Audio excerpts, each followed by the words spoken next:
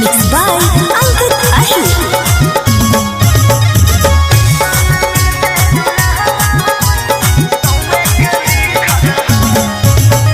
कैसन मिलते दुल्हवा के है ओ करनवा नैहर ससुराई है रहतो हो तो बियाह पकड़ौआ ए बाबा कैसन मिलते दुल्हवा के है ओ करनवा नैहर ससुराई है रहतो हो तो बियाह पकड़ौआ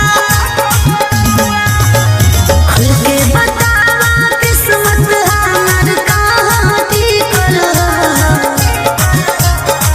तोर पतारा में गे भतारा छौड़ा गौए के लिखल हो अच्छा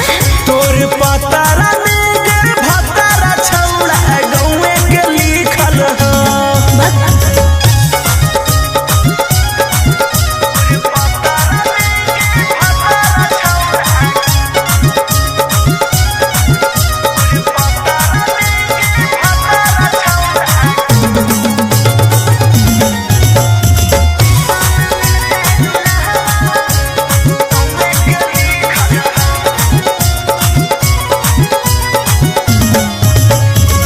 करता ऐसन जंतर मंतर दुश्मन हो जाता बाजे